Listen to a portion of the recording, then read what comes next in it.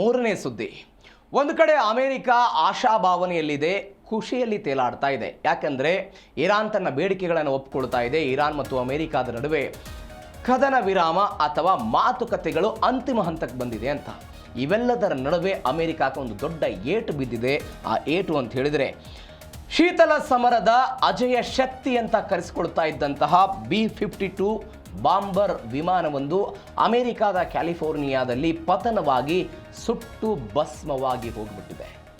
ಸುಟ್ಟು ಭಸ್ಮವಾಗುವುದರ ಜೊತೆಗೆ ಆ ವಿಮಾನದಲ್ಲಿದ್ದಂತಹ 9 ಜನ ಹಿರಿಯ ಅಧಿಕಾರಿಗಳು ಕೂಡ ಮೃತಪಟ್ಟು ಬಿಟ್ಟಿದ್ದಾರೆ.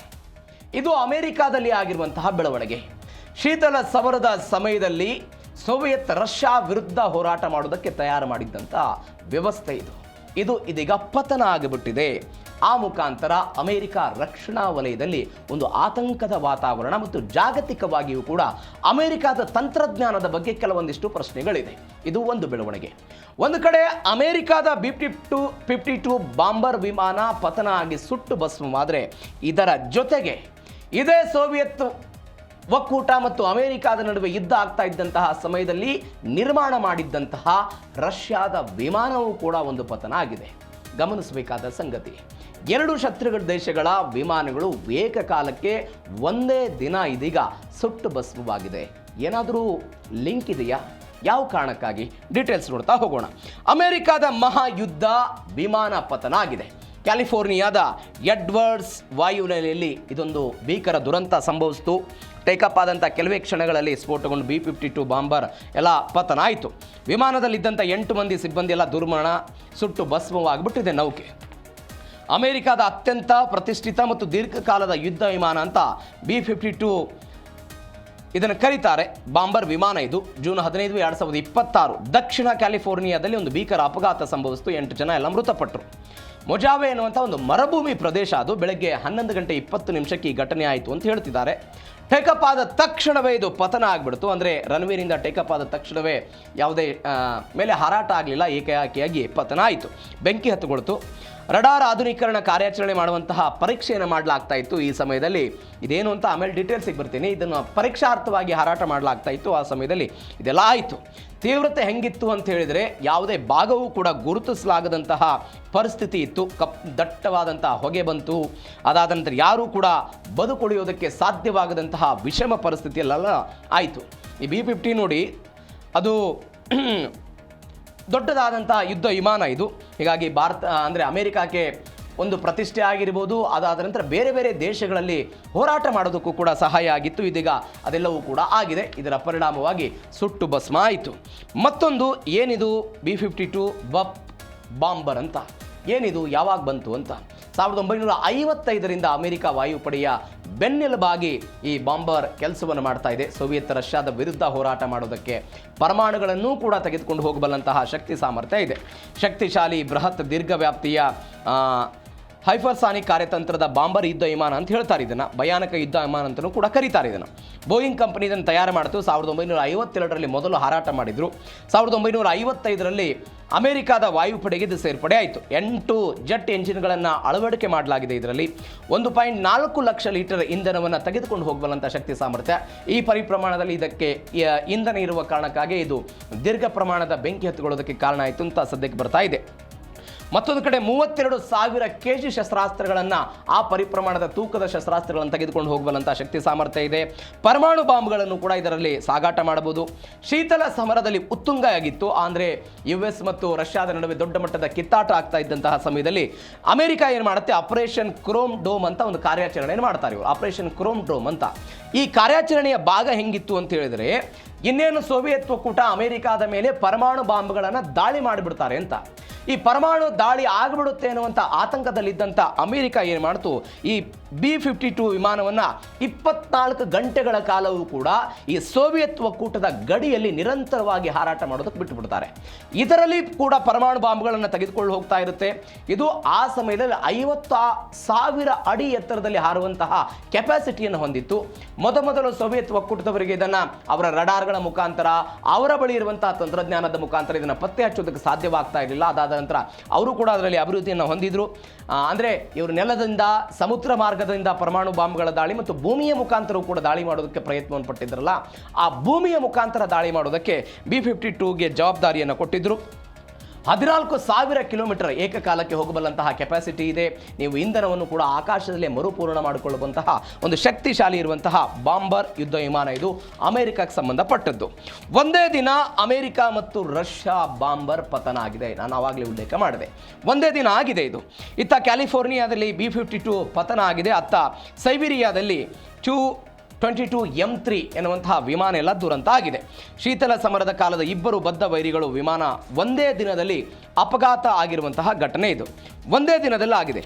ರಷ್ಯಾದ್ದು ಮತ್ತು ಅಮೆರಿಕಾದ್ದು 4 ಜನ ಅಲ್ಲೆಲ್ಲ ಸುರಕ್ಷಿತರಾಗಿದ್ದಾರೆ. ರಷ್ಯಾದವರು ಸೂಪರ್ಸಾನಿಕ್ ಸ್ಟ್ರಾಟಜಿಕ್ ಬಾಂಬರ್ ಅಂತ ಕರೀತಾರೆ ಅದನ್ನು. ಲ್ಯಾಂಡಿಂಗ್ ಆಗುವ ಮುನ್ನ ಇಂಥದ್ದೊಂದು ಘಟನೆ ಆಯಿತು. ತರಬೇತಿಯ ಕಾರಣಕ್ಕಾಗೇನೋ ಹಾರಾಟ ಮಾಡಲಾಗ್ತಾ ಇತ್ತು. ಯಾವುದೇ ಶಸ್ತ್ರಾಸ್ತ್ರಗಳು ಇದರಲ್ಲಿ ಇರಲಿಲ್ಲ. ಒಂದು ಕಡೆ ಅಮೆರಿಕಾದ B-52, ಅದಾದ ನಂತರ ರಷ್ಯಾದ T-22 M3 ಇವೆಲ್ಲವನ್ನು ಕೂಡ ಶೀತಲ ಸಮರದ, ಅಂದರೆ ರಷ್ಯಾ ಮತ್ತು ಅಮೆರಿಕದ ನಡುವೆ ಆಗಿತ್ತಲ್ಲ ಬೆಳವಣಿಗೆ, ಆ ಸಮಯದಲ್ಲಿ ಪರಸ್ಪರವಾಗಿ ಹೋರಾಟ ಮಾಡೋದಕ್ಕೆ ವಿನ್ಯಾಸವನ್ನು ಮಾಡಲಾಗಿತ್ತು. ಇದು ಈಗ ಒಂದೇ ದಿನದಲ್ಲಿ ಪತನ ಆಗಿದೆ.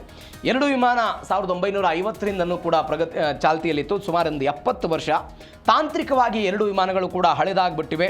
ಅದಾದ ನಂತರ ಈ ರಷ್ಯಾ ಈ ವಿಮಾನವನ್ನು, ತನ್ನ ಬಳಿ ಇದ್ದಂಥ T-22 M3 ಎನ್ನುವಂತಹ ಈ ವಿಮಾನವನ್ನು ಏನು ಮಾಡಲಾಗ್ತಾ ಇತ್ತು, ರಷ್ಯಾ ಮತ್ತು ಉಕ್ರೇನ್ ನಡುವೆ ಯುದ್ಧ ಆಗ್ತಾ ಇತ್ತಲ್ಲ, ಈ ಯುದ್ಧದ ಸಮಯದಲ್ಲಿ ಉಕ್ರೇನ್ ವಿರುದ್ಧ ನೇರವಾಗಿ ಏಕಕಾಲಕ್ಕಾಗಿ ನಿರಂತರವಾಗಿ ಕ್ಷಿಪಣಿಗಳ ಉಡಾವಣೆ ಮಾಡೋದಕ್ಕಾಗಿ ಇದನ್ನು ಬಳಕೆ ಮಾಡಿಕೊಂಡು ಇದ್ರ. ಹೀಗಾಗಿ ಅದರ ಮೇಂಟೆನೆನ್ಸ್ ಅನ್ನು ಕೂಡ ರಷ್ಯಾದವರು ನೋಡಲಿಲ್ಲ. ಹೀಗಾಗಿ ಏಕಕಾಲಕ್ಕೆ ಇದೆಲ್ಲ ಪತನ ಆಗಿದೆ ಅಂತ ರಷ್ಯಾದ ಅನೇಕ ತಂತ್ರಜ್ಞರು ಇದರ ಬಗ್ಗೆ ಒಂದು ಸ್ಪಷ್ಟನೆ ಕೊಡೋ ಪ್ರಯತ್ನವನ್ನು ಮಾಡಿದ್ದಾರೆ. ಮತ್ತೊಂದು ವಿಚಾರ ಏನು ಅಂತ ಹೇಳಿದರೆ, ರಡಾರ್ ಅಪ್ಡೇಟ್ ವೇಳೆ ಒಂದು ದುರಂತ ಆಗಿಬಿಟ್ಟಿದೆ. ಈಗ ಅನೇಕ ಜಾಗತಿಕ ತಜ್ಞರು ಇದ್ರ ಬಗ್ಗೆ ಯಾಕೆ ಇವೆಲ್ಲ ಪತನ ಆಯಿತು ಅಂತ ಏನು ಹೇಳ್ತಿದ್ದಾರೆ ಅಂತ ಹೇಳಿದ್ರೆ, ನೀವು 1950ರ ದಶಕ, ಸುಮಾರು ಒಂದು 73 ವರ್ಷ ಆಯಿತು. ಈ ಹಳೆಯ ವಿಮಾನಗಳಿಗೆ ಹೊಸ ತಂತ್ರಜ್ಞಾನವನ್ನು ತುರುಕುವಂತಹ ಪ್ರಯತ್ನಗಳಾಗ್ತಿತ್ತು ಅಂತ. ಹಳೆಯ ರಡಾರ್ ವ್ಯವಸ್ಥೆಯನ್ನು ಬದಲಿಸಿ AESA ರಡಾರ್ ಅಳವಡಿಸುವಂತಹ ಒಂದು ಸಮಯದಲ್ಲಿ ಇದೊಂದು ಆಗಿದೆ ಅಂತ. ಆಕ್ಟಿವ್ ಎಲೆಕ್ಟ್ರಾನಿಕಲಿ ಸ್ಕ್ಯಾನ್ಡ್ ಆರ್ಮಿ ಅಂತ ಅಮೆರಿಕಾದ ಈ ಹಳೆಯ ರಡಾರ್ ವ್ಯವಸ್ಥೆಯ ಬದಲಾಗಿ ಇದನ್ನು ಅಳವಡಿಕೆ ಮಾಡೋದಕ್ಕೆ ಹೋಗಿದ್ರು. ಯಾಕೆ ಅಂತ ಹೇಳಿದರೆ, B-52 ಎನ್ನುವಂಥ ಈ ವಿಮಾನದಲ್ಲಿ 1980ರಿಂದ ಮೆಕ್ಯಾನಿಕಲ್ ರಡಾರ್ ಅನ್ನೋದು ಒಂದು ಇತ್ತು. ಇದನ್ನು ಬದಲಾವಣೆ ಮಾಡಿ ಈ ಶತ್ರು ದೇಶಗಳ ಯುದ್ಧ ವಿಮಾನಗಳು ಬರ್ತಾವಲ್ಲ, ಕ್ಷಿಪಣಿಗಳು ಬರ್ತಾರಲ್ಲ, ಆ ಕ್ಷಿಪಣಿಗಳ ದೂರ ಹೆಂಗಿದೆ, ಯಾವ ನಗರವನ್ನು ಟಾರ್ಗೆಟ್ ಮಾಡ್ತಿದ್ದಾರೆ, ಅವರ ಗುರಿಗಳೇನಿದೆ ಎಲ್ಲವನ್ನು ಕೂಡ ತಿಳಿದುಕೊಳ್ಳುವ ಪ್ರಯತ್ನದ ಭಾಗವಾಗಿ AESA ಎನ್ನುವಂಥದ್ದನ್ನು 73 ವರ್ಷದಾದಂಥ ಹಳೆಯ ಬಾಂಬರ್ ವಿಮಾನಕ್ಕೆ ಅಳವಡಿಕೆ ಮಾಡ್ತಾ ಇದ್ರು. ಅದರ ಪರೀಕ್ಷಾರ್ಥವಾಗಿ ಇದನ್ನು ಒಂದು ಉಡಾವಣೆ, ಅಂದರೆ ಅದನ್ನು ಚಲಾವಣೆ ಮಾಡುವಂತಹ ಸಮಯದಲ್ಲಿ ಇಂಥದ್ದೊಂದು ದಾಳಿ ಆಗಿದೆ ಅಂತ ಸದ್ಯಕ್ಕೆ ಬರ್ತಾ ಇರುವಂಥ ಅಪ್ಡೇಟ್ಸು. ಅದಾದ ನಂತರ ಇದರ ತನಿಖೆಗೆ ಒಂದು 3 ರಿಂದ 6 ತಿಂಗಳುಗಳು ಬೇಕು ಸಮಯ ಅಂತ ಹೇಳ್ತಿದ್ದಾರೆ. ಯಾಕಂದರೆ ಅದರ ಬ್ಲ್ಯಾಕ್ ಬಾಕ್ಸ್ ಪತ್ತೆ ಆಗಬೇಕು. ಭಾರತದಲ್ಲೂ ಕೂಡ ಅನೇಕ ಬಾರಿ ವಿಮಾನಗಳು ಪತನ ಆದಂಥ ಸಮಯದಲ್ಲಿ ಬ್ಲ್ಯಾಕ್ ಬಾಕ್ಸ್ಗಳನ್ನು ಪತ್ತೆ ಹಚ್ಚಲಾಗುತ್ತೆ. ಅದಾದ ನಂತರ FDR, ಕೊನೆಯದಾಗಿ ATC ಮತ್ತು ಪೈಲಟ್ಗಳ ನಡುವೆ ಏನು ಸಂಭಾಷಣೆ ಆಯಿತು, ಯಾವ ಕಾರಣಕ್ಕಾಗಿ ಮೇಡೆ ಎನ್ನುವಂಥ ಕಾಲ್ ಏನಾದರೂ ಬಂದಿತ್ತಾ, ಎಮರ್ಜೆನ್ಸಿ ಏನಾದರೂ ಇತ್ತಾ, ಎಲ್ಲವೂ ಕೂಡ ತೆಗೆದುಹಾಕಬೇಕಾಗುತ್ತೆ. ಹೀಗಾಗಿ ಈ ತನಿಖೆಯನ್ನು ಮಾಡಬೇಕು ಅನ್ನೋ ಕಾರಣಕ್ಕಾಗಿ 3 ರಿಂದ 6 ತಿಂಗಳುಗಳು ಬೇಕು ಅಂತ ಸದ್ಯಕ್ಕೆ ತಜ್ಞರು ಹೇಳ್ತಾ ಇರುವಂತಹ ಮಾತು. ಮತ್ತೊಂದು ಬೆಳವಣಿಗೆ ಏನು ಅಂತ ಹೇಳಿದ್ರೆ, ಈ ವಿಚಾರದಲ್ಲಿ ಕಣ್ಣೆದುರಿಗೆ ಒಂದು ಭೀಕರ ಸಾವುಗಳಾಗಿದೆ. ನಾನು ಅವಾಗಲೇ ಹೇಳಿದೆ ಭೀಕರ ದುರಂತ ಹೆಂಗಿತ್ತು ಅಂತ. ಯಾರಿಗೂ ಕೂಡ ಅನ್ಇಮ್ಯಾಜಿನೇಬಲ್ ಘಟನೆ ಇದು. ಅಲ್ಲಿ ಇದ್ದಂಥ ಹಳ್ಳಿಗಳ ಹತ್ತವೂ ಕೂಡ ಚಿತ್ರವಾಗಿ ವಿಮಾನ ಹರಿದು ಹೋಗ್ಬಿಟ್ಟಿದೆ. ಆ ಪರಿಪ್ರಮಾಣದಲ್ಲಿ ಆಗಿದೆ ಇದು. ಸೋಷಿಯಲ್ ಮೀಡಿಯಾದಲ್ಲೆಲ್ಲ ವೈರಲ್ ಆಗಿದೆ ಆಘಾತಕಾರಿ ದೃಶ್ಯ. ಕಿಲೋಮೀಟರ್ಗಳಷ್ಟು ದೂರದವರೆಗೆ ಈ ಕಪ್ಪು ಹೊಗೆಯ ರಾಶಿ ಎಲ್ಲ ಕಾಣಿಸ್ಕೊಂಡು ಬಿಡ್ತು. ಸೋಷಿಯಲ್ ಮೀಡಿಯಾದಲ್ಲಿ ವೈರಲ್ ಆಗ್ತು. ಕಿಲೋಮೀಟರ್ ತನಕವೂ ಕೂಡ ದಟ್ಟದಾದಂಥ ಹೊಗೆಯೆಲ್ಲ ಕಾಣಿಸ್ಕೊಂಡಿದೆ. ಅದಾದ ನಂತರ ಅಗ್ನಿಶಾಮಕ ದಳದವರಲ್ಲೆಲ್ಲ ಬಂದ್ರಂತೆ. ಅದಾದ ನಂತರ ಗಂಟೆಗಟ್ಟಲೆ ಸಮಯವನ್ನು ತೆಗೆದುಕೊಂಡು ಅದನ್ನು ರೆಸ್ಕ್ಯೂ ಮಾಡೋ ಪ್ರಯತ್ನವನ್ನು ಮಾಡಿದರು. ಅಂದರೆ ಅದರ ಮೇಲೆ ನೀರು ಹಾಕುವಂಥದ್ದು ಎಲ್ಲವೂ ಕೂಡ ಆದಾದ ನಂತರ ಕೂಡ ಅನೇಕ ಸಮಯವನ್ನು ಇದು ತೆಗೆದುಕೊಳ್ತು ಅನ್ನುವಂತಹ ಸುದ್ದಿಗಳು ಬರ್ತಾ ಇದೆ. ಇದು ಅಮೆರಿಕಾದ ಈ B-52 ಎನ್ನುವಂತಹ ಬಾಂಬರ್ ಯುದ್ಧ ವಿಮಾನ ಪತನ ಆಗಿದ್ದರ ಪರಿಣಾಮ ಭೀಕರ ಸಾವುಗಳಾಗಿರುವುದು. 8 ಜನ ಘಟನೆಯಲ್ಲಿ ಮೃತಪಟ್ಟಿದ್ದಾರೆ. ಹಾಗಾದರೆ B-52 ಭವಿಷ್ಯಕ್ಕೆ ಪೆಟ್ಟು ಬಿತ್ತ 2050ರ ಗುರಿ ಕಷ್ಟನಾ ಅಂತ ನಾನು ಅವಾಗಲೇ ಹೇಳ್ತಾ ಇದ್ದೆ. ಶತ್ರುಗಳ ಕ್ಷಿಪಣಿ, ಶತ್ರುಗಳ ಯುದ್ಧ ವಿಮಾನವನ್ನು ಗುರುತಿಸಬೇಕು ಅಂತ ಎನ್ನುವಂಥ 1950ರ ದಶಕದ B-52 ಎನ್ನುವಂಥ ವಿಮಾನಕ್ಕೆ ಇವರು ಹೊಸದಾದಂತಹ ಒಂದು ಆವಿಷ್ಕರಣೆ ಮಾಡಿ ಅದರ ಮೇಲೆ ಇನ್ವೆಸ್ಟ್ಮೆಂಟ್ ಮಾಡೋ ಪ್ರಯತ್ನವನ್ನು ಮಾಡ್ತಾ ಇದ್ರು. ಇದೀಗ ಅದು ಪತನ ಆಗಿ ಹೋಗ್ಬಿಟ್ಟಿದೆ. ಈಗ ಅಮೆರಿಕದ ಸಂಸತ್ನಲ್ಲಿ ಅನೇಕ ಬಾರಿ ಇದ್ರ ಬಗ್ಗೆ ಚರ್ಚೆಗಳಾಗಿದೆ ಅಂತೆ. ಇದ್ರ ಮೇಲೆ ಇನ್ವೆಸ್ಟ್ ಮಾಡೋದು ಬೇಡ, ಬದಲಾಗಿ ಹೊಸದನ್ನು ನಾವೆಲ್ಲ ತೆಗೆದುಕೊಳ್ಳೋಣ ಅಂತ ಎಲ್ಲ ಚರ್ಚೆ ಆಗಿದೆ ಅಂತೆ. ಅಂದರೆ B-51 ಕಡೆಗೆಲ್ಲ ನಾವು ಮುಖ ಮಾಡಬೇಕು ಅಂತ ಅವರೆಲ್ಲ ಹೇಳ್ತಾ ಇದ್ರು. ಅವೆಲ್ಲದರ ನಡುವೆ ಇದೀಗ B-52H ಎನ್ನುವಂಥ ವಿಮಾನವನ್ನು ಆಧುನೀಕರಿಸಿ ಅದರಲ್ಲಿ AESA ಎನ್ನುವಂಥ ರಡಾರನ್ನು ಅಳವಡಿಕೆ ಮಾಡೋದಕ್ಕೆ ಹೋಗಿ ಇಂಥದ್ದು ಅವಘಡವನ್ನು ಅಮೆರಿಕ ಅನುಭವಿಸಿರುವಂಥದ್ದು. ಈ ಅನುಭವದಿಂದ 2050ರ ತನಕ ತೆಗೆದುಕೊಂಡು ಹೋಗಬೇಕು ಅನ್ನುವಂಥ ಆಲೋಚನೆ ಅಮೆರಿಕಕ್ಕೆ ಏನಿತ್ತು ಅದು 2026ರಲ್ಲಿ ಬ್ರೇಕ್ ಆಗಿದೆ. ಅಂದರೆ ಮುಂದಿನ 24 ವರ್ಷಗಳ ಕಾಲ ಇದನ್ನು ಹೆಂಗೆ ತೆಗೆದುಕೊಂಡು ಹೋಗ್ತಾರೆ, ಮುನ್ನಡೆಸ್ತಾರಾ, ಡ್ರಾಪ್ ಮಾಡ್ತಾರಾ, ಕಾದು ನೋಡೋಣ. ಇದು ಜಿ ಕನ್ನಡ ನ್ಯೂಸ್ DNA 3ನೇ ಸುದ್ದಿ.